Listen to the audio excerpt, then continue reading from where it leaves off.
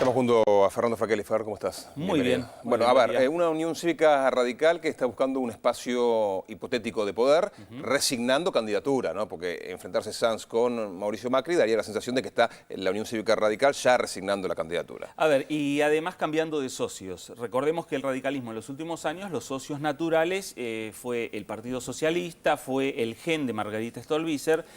Hoy cambia su estrategia política. El fin de semana cambió en una reunión de la Convención Nacional en Entre Ríos, cambió su estrategia política y cambió de aliados políticos. Podríamos decir, el radicalismo se volcó un poco más a la derecha y dejó un poquito más el centro en el cual estuvo caminando y transitando en los últimos años. Y esto se vio reflejado en las diferentes reacciones que tuvo la dirigencia política en general. La dirigencia radical, pero también la dirigencia de otros partidos. Hablando de esta política de alianza, tenemos algunas placas como para poder observarlo con mayor claridad. ¿De qué se trata? A ver, claro, ¿qué hizo el radicalismo en los últimos años en esta época democrática? Porque hubo alianzas de la Unión Cívica Radical en 4 oportunidades. En 1999 estamos viendo, el radicalismo hizo una alianza con el Frepaso. Allí el acuerdo fue entre Fernando de la Rúa y Carlos Álvarez.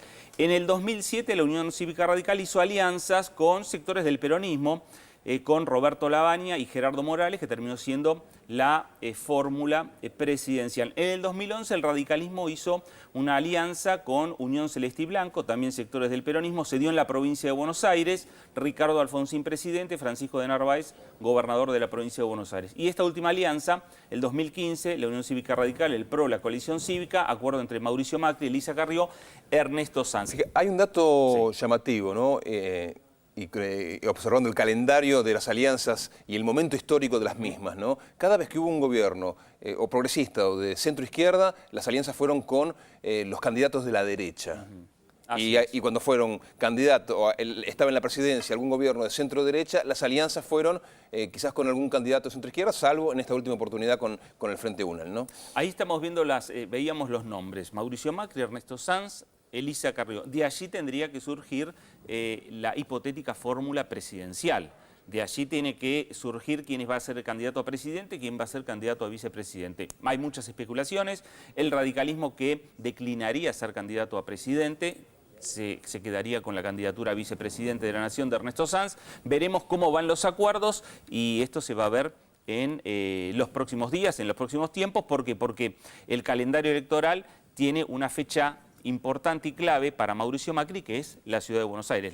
Primero las primarias en la Ciudad de Buenos Aires y después ver qué es lo que ocurre a nivel Bueno, tenemos nacional. más información para graficar e ir conociendo el contenido. Ahí tenemos la política de alianzas en las elecciones presidenciales. ¿Qué es lo que estamos viendo? La Cámara de Diputados, Sí. a ver, la política y la matemática no tienen nada que ver. ¿Sí? Vamos a ver, esto es cómo está la Cámara de Diputados hoy. La Unión Cívica Radical tiene 40 diputados, el PRO tiene 18 diputados, la Coalición Cívica 4 diputados nacionales. Total, 62 diputados nacionales. Los 62 diputados nacionales van a acompañar un proyecto de ley.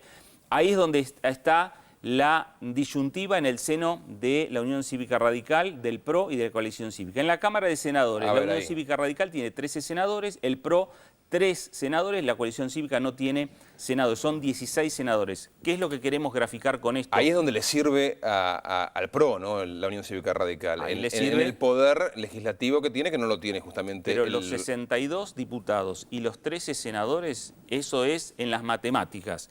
En la política, lo que se va a dar es que en ningún debate parlamentario van a juntarse los 62 votos o los 13 votos en el Senado para acompañar o rechazar un proyecto de ley. Ahí es donde se va a ver la diferencia interna, principalmente en la Unión Cívica Radical, respecto a este acuerdo entre Mauricio Macri y Ernesto Sanz para las elecciones presidenciales. No va a ser algo vertical que se va a dar casi de manera natural la suma de los legisladores del radicalismo y del PRO.